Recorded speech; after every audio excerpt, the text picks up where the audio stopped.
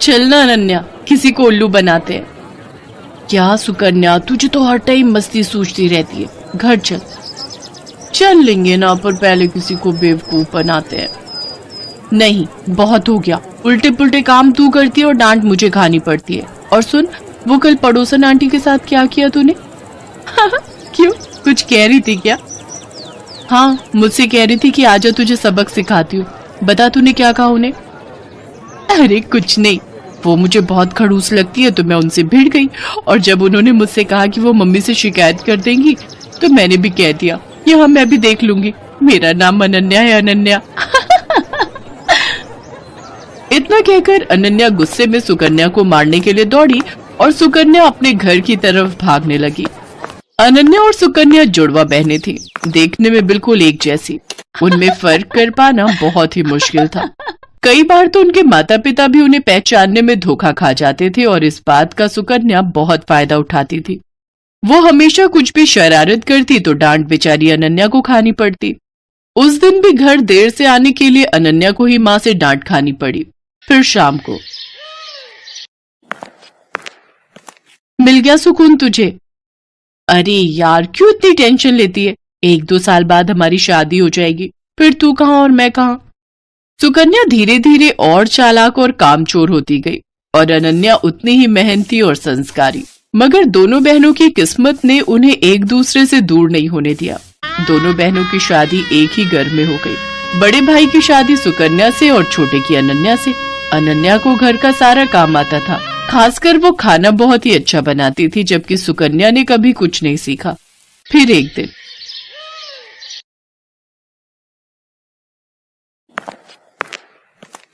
अरे बैठकर टीवी देख रही हो, पहले जाकर कपड़े तो धो लो। माँ जी, आप अनन्या को बोल दो ना, सुबह से मैं ही तो घर का सारा काम कर रही हूँ, बर्तन धोए और फिर खाना भी बनाया। अच्छा अच्छा अच्छा, सॉरी बेटा, मुझे लगा कि वो सब अनन्या ने किया है। नहीं नहीं माँ जी, सारे काम मैंने किए, वो तो बस अभी निकली है अपने कमरे से। अच्छा, रुको जरा, अभी खबर लेती हूँ उसकी। सरला गुस्से में अनन्या के पास गई जो झाड़ू लगा रही थी। दिन भर बस टीवी या फिर आराम, अब ये कोई टाइम है झाड़ू लगाने का? पर माँ जी। चुप हो जाओ, एक उसे देखो, अपनी बहन को, कितना काम करती है बेचारी। अपनी सास की बात सुनकर अनन्या समझ गई कि उसकी बहन सुकन्या ने उसकी सास को भी बेवकूफ बना दिया है। वो अपनी सास से कुछ नहीं बोली और चुपचाप झाड़ू लगाती रही। बेचारी अनन्या सुबह से शाम तक घर के सारे काम करती, लेकिन फिर भी उसे ही सास की डांट खानी पड़ती। फिर एक दिन, अरे बहू चल, मेरे साथ रसोई में आज मिलकर खाना बनाते हैं। ठीक है माँ जी, आप चलो, मैं आती हूँ।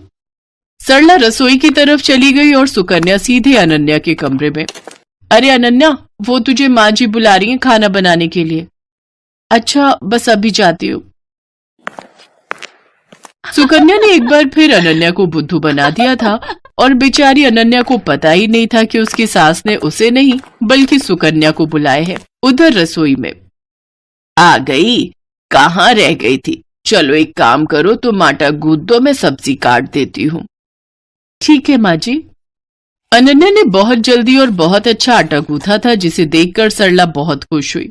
और फिर, क्या बात है, इतनी जल्दी और इतना अच्छा आटा गूंथ दिया। अरे तुम अनन्या को कुछ सिखाती क्यों नहीं हो? उसे तो कुछ भी नहीं आता।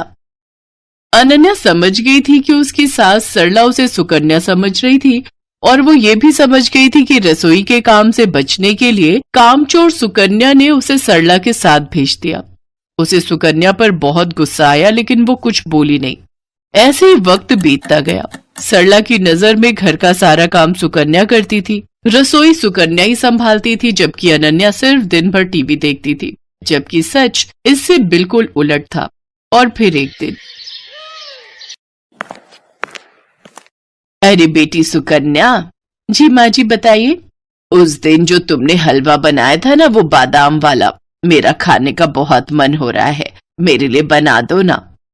इसमें कौन सी बड़ी बात है, लो आप टीवी देखो, मैं बस अभी लाती हूँ बनाकर। ना ना, मुझे तो खाना है ही, पर मुझे वो हलवा बनाना भी सीखना है, तो मैं भी चलती हूँ साथ। तुम बनाना और मैं देखूंगी। अब आप बैठिए ना माँ जी। अरे चलो ना, साथ में बनाते हैं। सरला जिद पर अड़ गई थी और उधर सुकन्या की हालत खराब हो रही थी क्योंकि आज तक उसने कभी कुछ बढ़िया नहीं बनाया था, जबकि उसकी सास सरला को लगता था कि सुकन्या ने पूरी रसोई संभाल रखी है। लेकिन सुकन्या इतनी जल्दी हार कैसे मान लेती? उसने फौरन दिमाग दौड़ाया। अब माँ जी, मैं तैयारी करती हूँ, तब तक आप बादाम ले आइए। अरे मुझे अपने कमरे में जाना पड़ेगा, बादाम का डिब्बा वहीं रखा है, चलो मैं लेकर आती हूँ। जैसे ही सरला अपने कमरे की तरफ गई तभी रसोई में अनन्या आ गई। उसने बिल्कुल सुकन्या जैसी ही साड़ी पहन रखी थी। तू जा, मैं देख लूंगी। पक्का ना? हाँ हाँ, मुझे पता है कि तुझे कितना हलवा बनाना आता है, जल्दी कर वरना माँ जी आ जाएंगी। अनन्या नहीं चाहती थी कि उसकी बहन को डांट पड़े, इसलिए वो सुकन्या बनकर रसोई में काम करने लगी। उसने अपनी सास को सुकन्या बनकर ही हलवा बनाना सिखाया। हलवा बहुत ही स्वादिष्ट बना था। सरला सुकन्या से बहुत खुश थी क्योंकि वो तो अनन्या को सुकन्या ही समझ रही थी। फिर जाते जाते सरला ने अनन्या से कहा, बेटी सुकन्या, तुम ना अपनी बहन को भी समझाओ, मुझे तो उसे देखते ही गुस्सा आ जाता है। बताओ, तुम दोनों एक ही माँ की कोख से जन्मी हो, लेकिन तुम में और उसमें कितना अंतर है। सरला की बात सुनकर अनन्या को बहुत दुख हुआ। वो अपनी सास से सब सच कहना चाहती थी, लेकिन फिर अपनी बहन के बारे में सोचकर चुप रह गई। अगली सुबह सुकन्या जैसे ही उठकर रसोई की तरफ आई तो उसकी सास सरला ने उसका हाथ पकड़ लिया। ये क्या कर रही है माँ जी? आज तुझे नहीं छोड़ूंगी। तूने मुझसे हमेशा झूठ बोला, तुझे कुछ नहीं आता और तूने हमेशा अपनी बहन की मेहनत को अपना बताकर आराम तलबी की, और वो बेचारी दिन भर रसोई और बाकी कामों में लगी रही, ऊपर से मेरी डांट भी चुपचाप सुनती रही। सरला लगातार सुकन्या को डांट रही थी, तभी सुकन्या ने फिर से झूठ बोलकर बचने की कोशिश की। नहीं माँ जी, मैं झूठ नहीं बोल रही, मैं तो खूब काम करती हूँ। कल रसोई में सारा दिन लगाकर आपके लिए हलवा बनाया था ना, तब तो आप भी वही थी। वही थी, इसीलिए सब कुछ जान सकी। तूने हलवा बनाया था तो जरा दिखा अपनी कलाई, जो कल कढ़ाई उतारते हुए जल गई थी। दिखा, दिखा ना।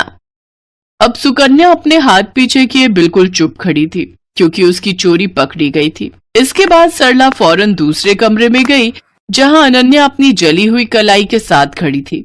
सरला ने उसके सिर पर हाथ फिराया और बड़े प्यार से बोली, मुझे माफ कर दो बेटी, लेकिन तुम भी मुझसे वादा करो कि इस घाव के ठीक हो जाने के बाद भी तुम और कोई दर्द नहीं झेलोगी अपनी उस कामचोर बहन की खातिर।